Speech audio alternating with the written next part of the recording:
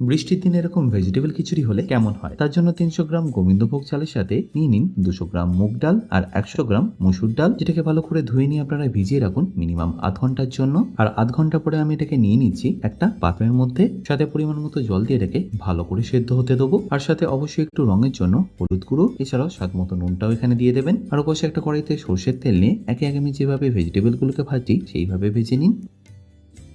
আর ভালো করে ভাজা হয়ে গেলেই ডাইরেক্টলি দিয়ে দিন এই হাঁড়ির মধ্যেই। তারপর সেটাকে ভালো করে মিশিয়ে নিয়ে ওই একই কড়াইতে নিয়ে নিন আবারও একটু সর্ষের তেল, যাতে 1 চা চামচ গোটা জিরে দিয়ে দিন তার মধ্যে টমেটো বাটা। আর সেটাকে আপনারা ততক্ষণ কুক করুন যতক্ষণে এর কাঁচা গন্ধটা চলে যাচ্ছে। আর কাঁচা গন্ধটা চলে গেলেই মিশিয়ে দিন খিচুড়ির সাথে, যদি পারেন একটু কড়াইশুঁটিও এখানে দিয়ে দিতে পারেন। আর ফাইনালি এর মধ্যে একটা ঘিয়ের ছোঁক দিতে হবে। তার জন্য একটা তরকা প্যানে 1 থেকে 1.5 চামচ ঘি নিয়ে তাতে দিয়ে দিন একটু শুকনো লঙ্কা আর কাঁচা লঙ্কা। আর সবশেষে রঙের জন্য একটু কাশ্মীরি লঙ্কার গুঁড়ো দিয়ে মিশিয়ে দিন এই খিচুড়ির সাথে। ব্যাস, তাহলেই রেডি আপনাদের ভেজিটেবল খিচুড়ি।